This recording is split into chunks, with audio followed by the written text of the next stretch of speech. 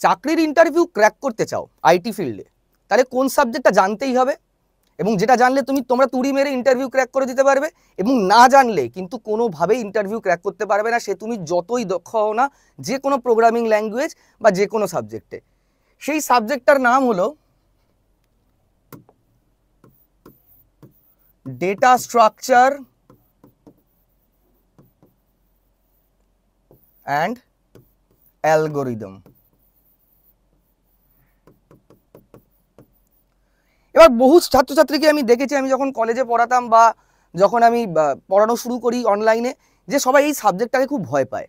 আবার সবাই এটাও জানে যে এই সাবজেক্টটা জানতেই হবে। আমি বলছি তোমাদের এই সাবজেক্টটা একদম সহজ, টোটালি লজিক এবং কনসেপ্ট এটা দিয়েই তৈরি হয়, এবং ডেটা স্ট্রাকচারের ওপরই ডিপেন্ড করে কিন্তু যে কোনো আমরা যে জিনিস তৈরি করব, যে প্রোডাক্ট তৈরি করব, আমাদের কিন্তু এইটার ওপর ডিপেন্ড করে হয়।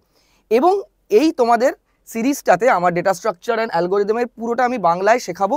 টোটাল যা যা সাবজেক্টে আছে, সে তুমি তোমাদের সেমিস্টারের হোক না কেন, বিসিএ, এমসিএ, বিটেক, এমটেক, অথবা যারা গেট প্রিপারেশন নিচ্ছ, গেটের জন্য প্রিপারেশন নিচ্ছ তাদের জন্য। এছাড়া যদি সাবজেক্টের বাইরেও যারা মানে এটা নিয়ে পড়াশুনো করছো বা পরীক্ষা দেবে, এর বাইরেও যারা তোমরা আইটি ফিল্ডে ঢুকতে চাইছো, তোমরা কোনো একটা টেকনিক মানে স্কিল ডেভেলপ করে নিয়েছো, ধরা যাক আমি ধরে নিই তুমি ডেটা সায়েন্স জানো, অথবা তুমি কি জানো, অথবা তুমি ওয়েব ডেভেলপমেন্ট জানো বা ইউআই ইউএক্স ডিজাইন জানো, এই সমস্ত যে কোর্সেসগুলো বিদ্যাস্তুতে কিন্তু শেখানো হয় এবং প্লেসমেন্ট সাপোর্ট দেওয়া হয়। নিচে যে নাম্বার দেখা যাচ্ছে সেই নাম্বারে বা ডিসক্রিপশানে দেওয়া নাম্বারে ফোন করে অ্যাডমিশন নিয়ে নিতে পারো। আর আজ কিন্তু তোমরা এই যে করাই স্কিল ডেভেলপ করো না কেন, যারা অলরেডি আমাদের অ্যাডমিশন নিয়ে ফেলেছো তাদেরকেও এই ভিডিওটা আমি দেখতে বলবো এবং এই সিরিজটা দেখতে বলবো, এই কোর্সটা করতে বলবো। ডেটা স্ট্রাকচার অ্যালগোরিদম থেকে কিন্তু তুমি যে ফিল্ডেরই হোক প্রশ্ন করবে। এইবার অনেকেরই ডেটা স্ট্রাকচার কি, ডেটা সায়েন্স কি, ডেটা বিগ ডেটা কি, ডেটা ওয়্যারহাউস কি, এই ধরনের বিভিন্ন ধরনের যে সাবজেক্টগুলোর মধ্যে একটু কনফিউশন থাকে। ফার্স্ট আমরা এই কনফিউশন ক্লিয়ার করবো এই ভিডিওতে, এবং তারপরে দেখবো আমরা কি করে এই কি শিখতে চলেছি। ঠিক আছে, চলো শুরু করা যাক।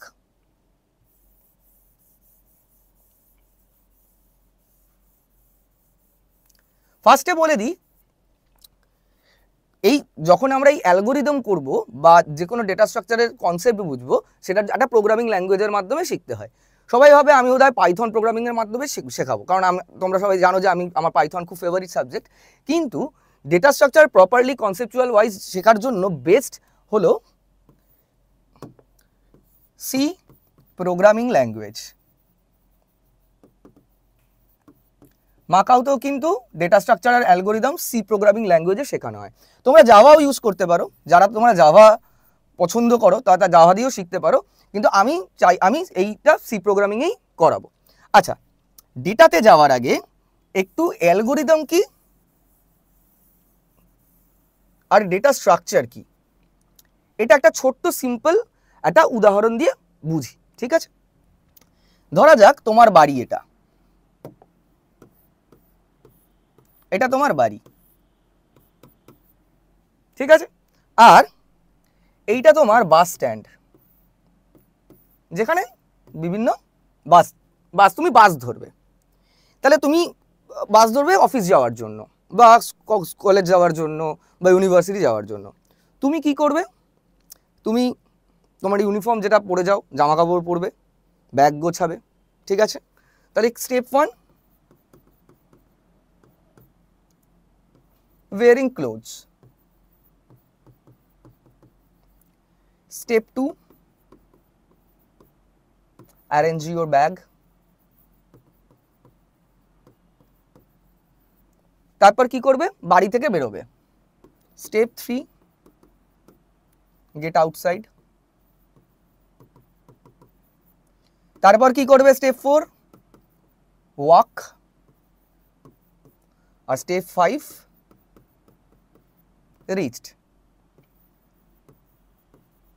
তুমি পৌঁছে গেলে। বিভিন্ন স্টেপে তুমি এই টাস্ক, এটা ছিল তোমার টাস্ক। এবার এই টাস্কটা তুমি কিভাবে করলে, বিভিন্ন স্টেপ মেনটেন করে। আমরা যখনই একটা যে কোনো কম্পিউটার ল্যাঙ্গুয়েজ লিখি, তখন আমরা বিভিন্ন স্টেপ ফলো করি, রাইট? যে এইটা প্রথমে আমি এই করবো, ধরা যাক একটা নাম্বার ইভেন কিনা চেক করছি, আমি কি করব, ফার্স্টে ইউজারকে বলবো একটা নাম্বার দিতে, তারপরে সেটাকে চেক করব ইভেন কিনা, যেটা আমাদের দরকার ফর্মুলা দিয়ে। তারপরে বলবো যে এইটা ইভেন কিনা, উত্তর দেবো হ্যাঁ এটা ইভেন, অথবা আমরা উত্তর দেবো অড। পরপর স্টেপ ওয়াইজ আসছে। এই যে প্রপার স্টেপিংগুলোকে ফলো করাকে বলা হয় অ্যালগোরিদম। তোমার এইখানে টাস্ক ছিল বাড়ি থেকে বাস স্ট্যান্ডে যাওয়া, আরেকটা কি বক্তব্য, আর বাড়ি থেকে বাস স্ট্যান্ডে যাওয়া, তার জন্য যে স্টেপগুলো তুমি ফলো করলে সেটাও অ্যালগোরিদম। একটা কম্পিউটার ল্যাঙ্গুয়েজের যে প্রোগ্রাম করছো তুমি, যে স্টেপগুলো ফলো করে, সেটাও অ্যালগোরিদম। এবার এই অ্যালগোরিদমটা, এবার ধরো তুমি এরকমভাবেও তো যেতে পারতে, অথবা যাওয়ার আগে কোনো বন্ধুর বাড়ি থেকে একটুখানি ঢু মেরে তারপর গেলে, কিন্তু তোমার 10টার সময় অফিস পৌঁছতেই হবে। কোন স্ট্রাকচার ওয়াইতে তোমার কাছে যা যা ডেটা আছে, তুমি কি জানো তোমার কাছে কি কি ডেটা আছে? আমাকে বাড়ি থেকে বেরোতে হবে, আমাকে বাস ধরতে হবে, ধরে অফিসে পৌঁছতে হবে। এই ডেটাগুলো কি স্ট্রাকচার্ড ওয়েতে করলে সব থেকে আমাদের যেটা প্রয়োজন, যে টাস্কটা কমপ্লিট করা, প্রপার টাইম কমপ্লেক্সিটি, টাইম মানে কম সময় এবং কম স্পেস নিয়ে আমি করতে পারি, বা এই ক্ষেত্রে বলতে পারি সবথেকে কম খরচে এবং কম সময় আমি পৌঁছতে পারি, যাতে আমি অফিসে গিয়ে ঝাড় না খাই, এই যে স্ট্রাকচার্ড ওয়েটা, সেটা হলো data structure. Data structure clear? Algorithm কি আর ডেটা স্ট্রাকচার কি, এই পুরোটাই আমরা শিখব। এইবার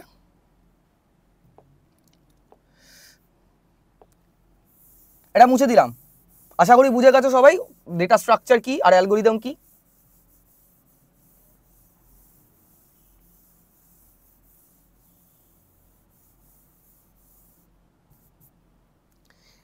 আচ্ছা, এবার কনফিউজ হয় না, ডেটাবেস আমরা এটার নাম শুনেছি, ডেটা ওয়্যারহাউস। আপাতত এই দুটোর সঙ্গে ডেটা স্ট্রাকচারের কি ডিফারেন্স আমি বলি। ডেটা স্ট্রাকচার আমার কাছে যে ডেটা রয়েছে সেই ডেটাগুলোকে প্রপার স্ট্রাকচার্ড ওয়েতে, যাতে আমি step by step algorithm follow করে একটা টাস্ক কমপ্লিট করতে পারি, সেটা হলো ডেটা স্ট্রাকচার। ডেটাবেস হলো ধরো একটা স্মল অ্যামাউন্ট অফ ডেটা, ঠিক আছে, তোমার কম্পিউটারে আছে বা তোমার সার্ভারে আছে, সেই ডেটাগুলোকে প্রপারলি ম্যানেজ করা। মানে ধরো আমার নাম হলো নির্মাল্য, আমার এজ হলো 35, আমি বললাম এখানে আমার আরেকটা করো, ডেটা কি বলে আপডেট করো, যে আমি হলাম মেল। 1 বছর পর আমি বললাম যে আমার বয়স বেড়ে গেছে, এটাকে চেঞ্জ করো, এটাকে 36 করো।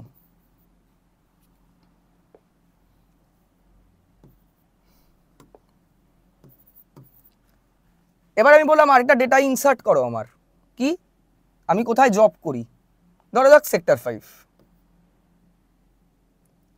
আমি বললাম আমি চাই না আমার জেন্ডার কি রিভিল করতে, আবার কেউ ভুল বুঝে বসে না কিন্তু, ডেটা ডিলিট।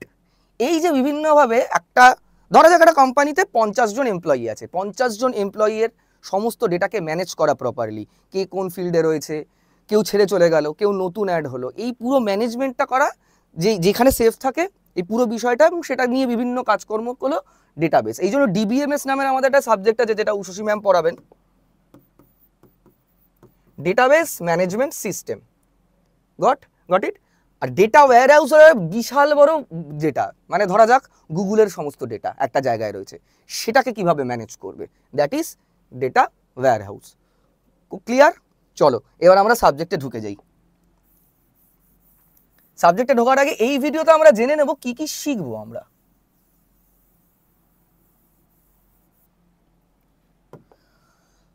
ফার্স্ট আমরা সি প্রোগ্রামিং এর রিক্যাপ করব।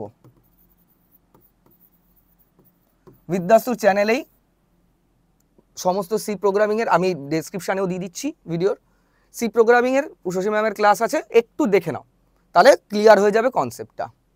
এরপর আমরা শিখব অ্যাসিম্পটোটিক নোটেশন।